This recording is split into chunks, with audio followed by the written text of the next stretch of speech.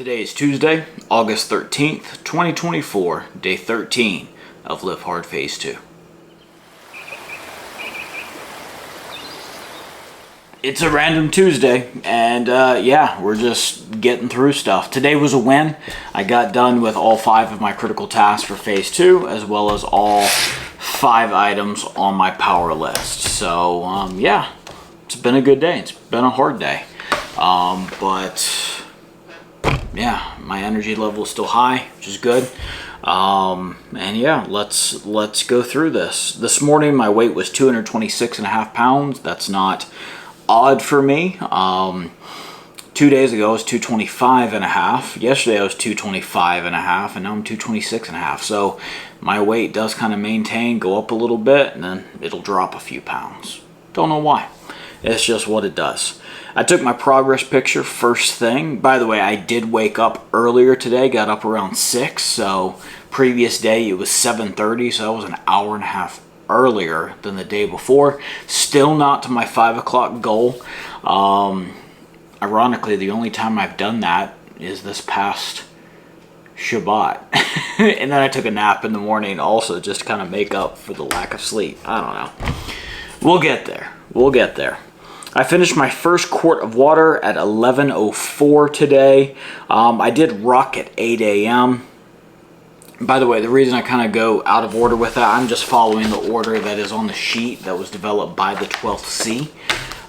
So, yeah.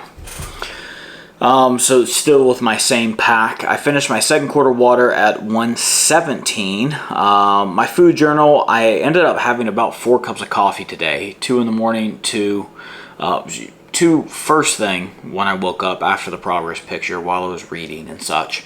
And then I actually had 2 more in the early afternoon. So I was feeling a little bit groggy. Maybe it was the earlier wake up time. I'd already been working hard, and I was like, I kind of need to pick me up for the afternoon. So it was really like 1.5 cups, but I did add more heavy whipping cream with the extra half. So I'm just counting that as 2 full cups of coffee. So 4 grams of carbs from that. I had 4 hot dogs today as a snack. They had 4 grams of carbs each. That's 16. I had some chicken tonight, which the label says it was like rotisserie chicken. It says it doesn't have any carbs in it. I don't know, maybe there's some slight carbohydrates in chicken. I'm not sure, but I know in the sauce that I mixed up, that I dipped stuff in, the hot dogs and then the chicken, it's all like no sugar added or sugar-free type stuff, or some hot sauce which has no carbs. It's either low carb or no carb, so there were about 4 grams worth of carbs there, bringing my total carbs today to 24 grams. So finished my third quart of water at 3:10. Did my second workout outside at 5:39. More of the interval training, run, arms out, and then push-ups this time. The goal was 125 push-ups, and I got them done.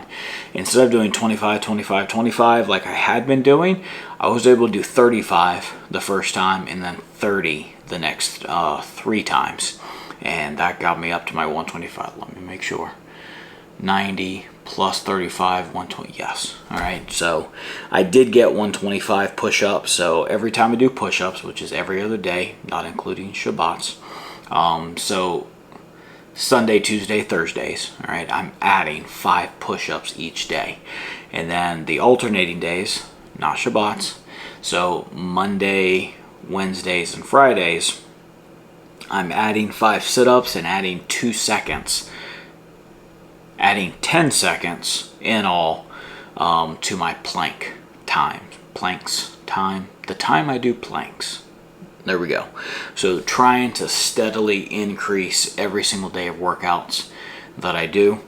And finished my 4th quart of water at 6:23 this evening. So progress picture, both workouts, maintain my diet, water, that's 4 down. The last thing is reading, even though it's one of the first things I do.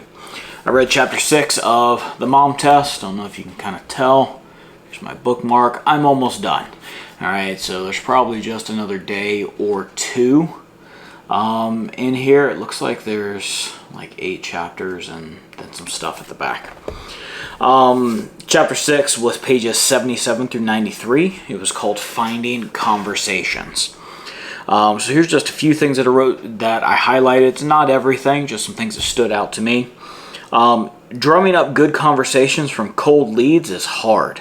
The goal of cold conversations is to stop having them. So the whole point of the mom test is how to casually approach people about stuff by learning what they want and what they're interested in. And from those conversations, you can gain data and understanding as to and you can gain insight into whether or not your idea for a business is a good one. All right, because ultimately your business needs to solve a problem, all right, or offer a convenience or service to people. So if you get them talking about their problems, which they like doing, you can get an idea of whether or not your business is a good idea, or maybe how to kind of pivot your idea to solve a problem that a lot of people seem to have. So there we go.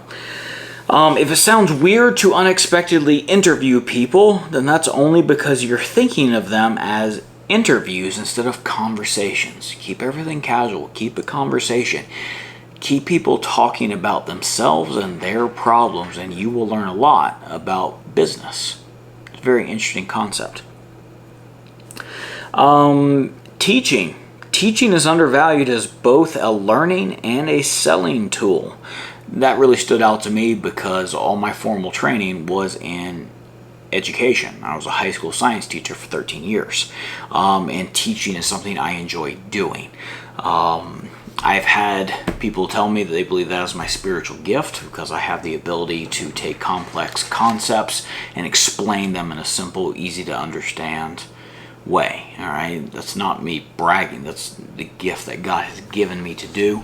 So anything about teaching really stands out. I want to be a better teacher. Yeshua was the master teacher, and yeah, I enjoy teaching. It's a lot of fun. Maybe by this point, when you're watching this, I will have more teaching videos on this channel.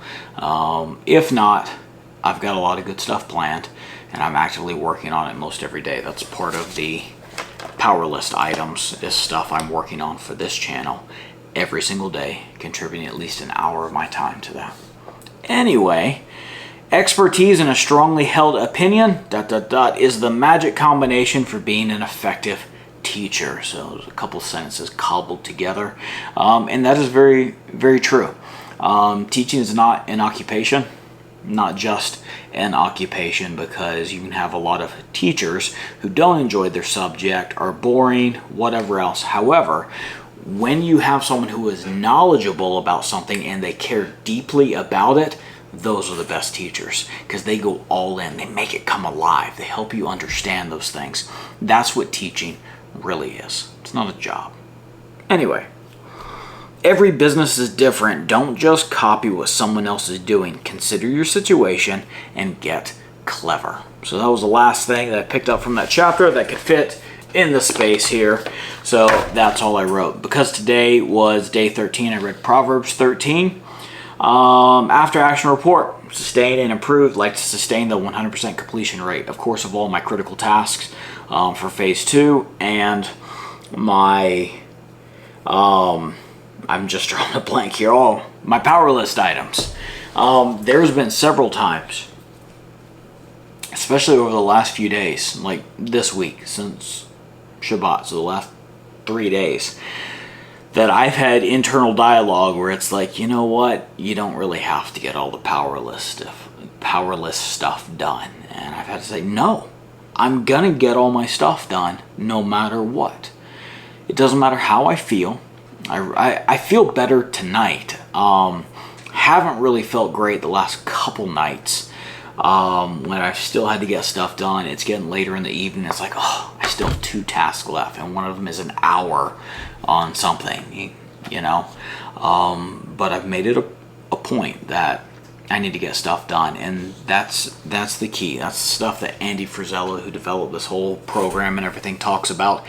That if you can execute if you can execute every day, no matter how you feel, and get your stuff done no matter what, nothing can stop you. If the things that stop everyone else from being effective and getting stuff done can't stop you, what can stop you? All right. So that's the type of person that I want to be. And so that's why I'm making myself push through. And this Live Hard program is helping me to develop that skill of discipline to get that done. So through all of this, if you are watching this stuff, you're either going on this journey, considering doing the Live Hard program, something like that, I would encourage everyone to do it. And it's not just a one-time thing. I plan on making this a lifestyle of mine because I enjoy the benefits of it, because now I know what I'm capable of. And I don't even fully know what I'm capable of. Phase 3 is still a ways off, all right? That's going to begin November 22nd. Phase 3 kind of scares me a bit, all right? So I don't know. I haven't been put to that test yet. But even just doing the workouts, doing the reading every day, eating healthier, drinking more water, and such, this is all improving my lifestyle, improving my health, helping me get more done. It's helping in my business. It's helping in my personal life. It's helping in all these areas. Why would I stop that? Why would I reward myself with this accomplishment with the things that got me into the bad position in the first place, like junk food, like cake, like all that mess? Why would I do that to myself? That stuff is poison. So that's part of the things this program is helping me realize and understand, and I'm liking the benefits of it. Don't know really how I got off on that tangent, but I did. Oh yeah, the after action report. Sustain the 100% completion rate. There we go. Okay. Improve my wake up time. I did get up an hour and a half earlier this morning than I did the day before, which is good, but I still haven't met my 5 o'clock target. And so that is like sleep. For those of you who don't know me, I have always been in the habit of sleeping a lot. All right. Even when I was a kid, my mom said I was the best kid. I would take 3-hour naps every day and still go to sleep early and on time whenever my mom wanted me, like 8 o'clock, 8:30, whatever else. And I would sleep all night. She said I was the best sleeper. She was actually worried, me going into first grade, of if I'd be able to function without an afternoon nap. I would sleep in till noon or later on Saturdays growing up when I was a teenager, even through college and such. I've always needed or enjoyed more sleep. And so this is a very difficult thing for me. Like, this is challenging. Probably the most challenging thing about, I don't know, the workouts are pretty challenging now. But waking up, man, that's a hard thing. If I can get to the point where every day I'm waking up at 5, maybe I'll let myself sleep till 6 on Shabbats. I don't know. But if I can get to where I'm waking up at 5 every single day, like, just imagine how much better I'll feel. Imagine how much more I can get done, how much more effective and productive that I can be. That's why I'm trying to make it a priority to make myself get up earlier, because this is one of the biggest things, one of the biggest bad habits, one of them, that I've developed throughout my life. All right, not intentionally. You know, I don't view myself as a lazy person. I've got lazy tendencies, but I do tend to work hard. I've had to develop that. But imagine how much more I could get done if I actually woke up at 5 every single day. Imagine how much more you could get done if you woke up earlier every single day. It could change some things. So anyway, that's what I want to improve and change. Last 3 checks on here: no alcohol, no cheating on my diet, no excuses. We're 13 days down. There's 17 more to go. We're going to get this done. All right. Thank you so much for joining me for these daily check-ins. I pray that you're blessed.